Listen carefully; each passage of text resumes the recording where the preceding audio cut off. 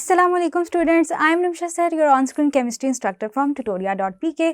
Students, आज जो chapter हम डिटेल में डिस्कस करने जा रहे हैं उसका नाम है लिक्विड्स, जो कि चैप्टर नंबर 5 है। स्टूडेंट्स, लिक्विड्स वो स्टेट ऑफ मैटर हैं जो वो शेप एज्यूम कर लेते हैं अकॉर्डिंग टू द कंटेनर, यानी कि कंटेनर की शेप के अकॉर्डिंगली अपने आप को चेंज करे। स्टूडेंट्स, लिक्विड्स फ्लो करते हैं।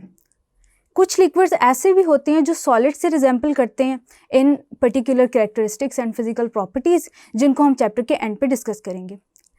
स्टूडेंट्स, जिस तरह हमने गैसेस के लिए काइनेटिक मॉलिक्यूलर थ्योरी पढ़ी थी, बिल्कुल उसी तरह हम माइक्रोस्कोपिक लेवल पे kinetic molecular interpretation of liquids से लिक्विड्स की प्रॉपर्टीज को स्टडी कर सकते हैं, बिल्कुल उसी पैरामीटर्स पर जिन पे हमने गैसेस को स्टडी किया था।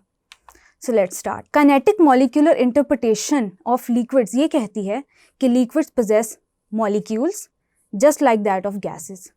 रिस्ट्रिक्टेड कांस्टेंट मोशन पोजेस करती है, यानी कि बहुत स्लो तो नहीं लेकिन मूव करती है at slower pace as compare to that of gases.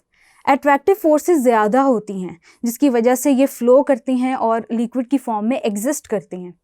Average kinetic energy absolute temperature से ही डायरेक्टली रिलेट करती है, यानी कि टेम्परेचर के इंक्रीज होने के साथ साथ काइनेटिक एनर्जी मॉलिक्यूल्स अटेन करते हैं और फास्टर पेस पे मूव करते हैं। एवरेज काइनेटिक एनर्जी लिक्विड्स की और वो लिक्विड मॉलिक्यूल्स जो वेपर्स में कन्वर्ट हो जाते हैं उनकी इक्वल होती है। तो ये कुछ पोस्टुलेट्स थे kinetic molecular interpretation of liquids के।